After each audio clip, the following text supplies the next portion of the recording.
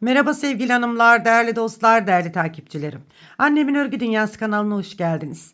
Annemin Örgü Dünyası evinden yine bugün muhteşem güzel bir iki şiş örgü modeli yapacağız. Modelimi şöyle batik bir iple hazırlayacağım arkadaşlar.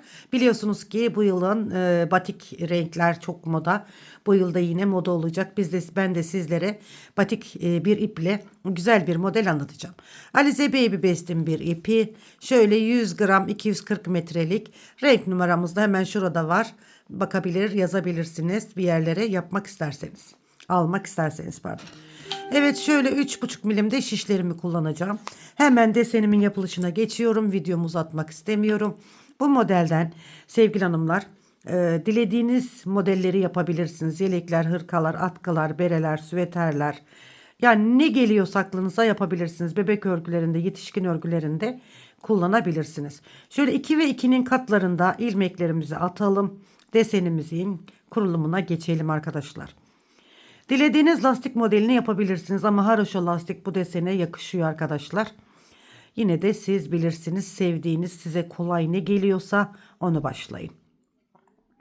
Şöyle sayalım. 2, 2, 2, 2, 2, 2. 2 ve 2'nin katlarında olacak. Tekli sayılar olmasın arkadaşlar.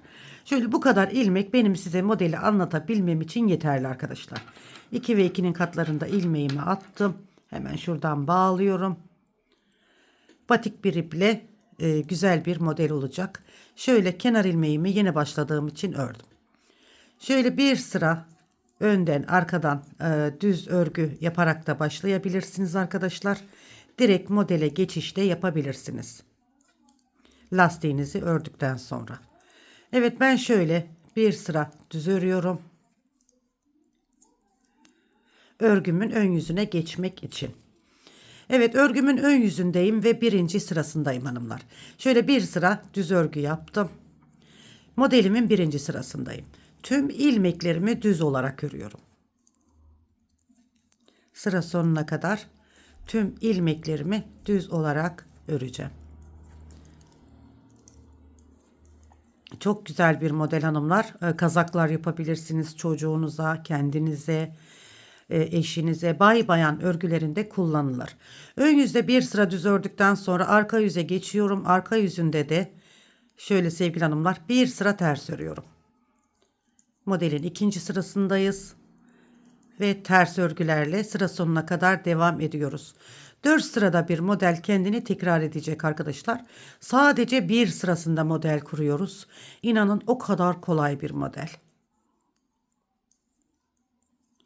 Evet ikinci sıramda da ters örgümü ördüm. Tekrar ön yüzdeyim. Şimdi üçüncü sırasında da bir sıra yine düz örüyorum. Tüm sırayı düz olarak örüyorum.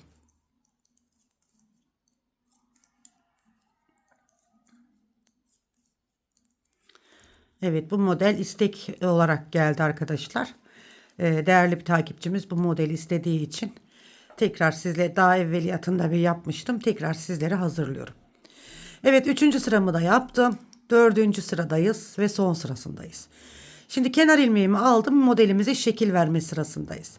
Bir iki ilmeğim var bakın. Birinci değil, ikinci değil. İkinci ve üçüncü ilmeğin arasındaki şu boşluktan bir ilmek alıyorum. Uzatıyorum. Bakın. Hemen bu iki ilmeğimi birlikte örüyorum. Bakın bir model bu şekilde. İki ilmeğin bakın bir iki. İki ve üçüncü ilmeğin arasından boşluktan bir ilmek alıyorum. Şöyle sevgili hanımlar. İki ilmeğimi birlikte örüyorum. 2 ve 3. ilmeğin arasından bir ilmek alıyorum. Sonra bu iki ilmeği birlikte düz olarak örüyorum hanımlar. 1 2. Bakın 2 ve 3. ilmeğin aradan boşluktan bir ilmek alıyorum. Bu aradan aldığım ilmeği arttırdığımız için bakın buradaki iki ilmeği de birlikte topladığımız zaman yine şişimizde 2 ilmek var. 1 2. 2 ve 3. ilmeğin arasından bir ilmek aldım. 2 ilmeği birlikte topladım. 2 ve son ilmeğimizin arasından bir ilmek aldım. 2 ilmeği birlikte topladım. Kenar ilmeğimi de ters olarak ördüm. Evet şöyle ben sizlere bir model anlattım. Tabi model ilerledikçe kendini gösterecek güzel hanımlar. İnanın muhteşem bir görüntüsü var. Çok güzel oluyor. Şimdi bir model daha yapalım, anlaşılır olsun. Kenar ilmeğimi örmeden aldım. Tüm ilmeklerimi düz olarak örüyorum.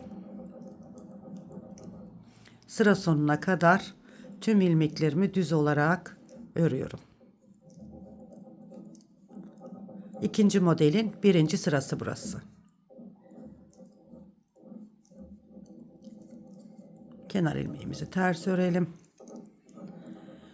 Şimdi modelin ikinci sırasındayız. Arka yüzündeyiz. Burada da tüm ilmeklerimizi ters olarak örüyoruz.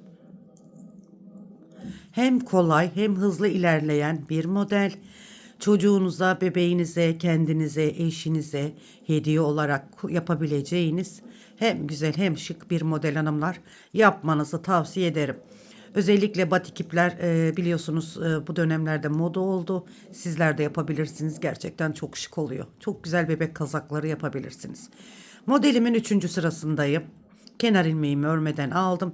Yine tüm ilmekleri bakın düz olarak örüyorum. Modelin 3. sırasında. Sıra boyunca ilmeklerimi düz olarak örüyorum.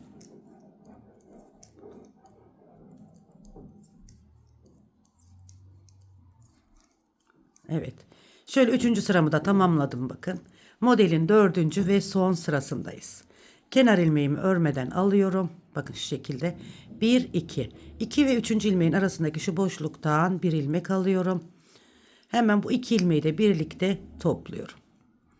1 2. 2 ve 3. ilmeğin arasından bir ilmek alıyorum. Bu iki ilmeği birlikte topluyorum. 2 ve 3. ilmeğin arasından bir ilmek alıyorum. 2 ilmeği birlikte topluyorum. 2 ve 3. ilmeğin arasından bir ilmek alıyorum. 2 ilmeği birlikte topluyorum. Bu şekilde sıra sonuna kadar devam ediyoruz. Biraz sık örmüşüm. Evet, son modelimizde uyguluyorum. Kenar ilmeğimi de ters olarak ördüm. Evet güzel hanımlar. Şöyle ben sizlere 2 model anlatmış oldum. Bakın modelimiz yine aynı şekilde devam edecek. Bu şekilde devam edip gidecek.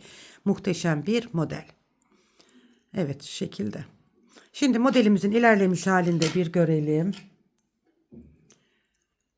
Bakın gökkuşağı gibi rengarenk harika oldu.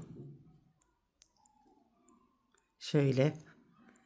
Gerçekten çok güzel oldu hanımlar. Sizler de batik iplerle bu güzel modeli değerlendirebilirsiniz. İstediğiniz batik iplerle yapabilirsiniz. Dilerseniz tek renklerle de yapabilirsiniz. Bu şekilde muhteşem oldu. Tek renkle de yaparsanız bakın hemen size bir örnek. Bakın bu şekilde olur.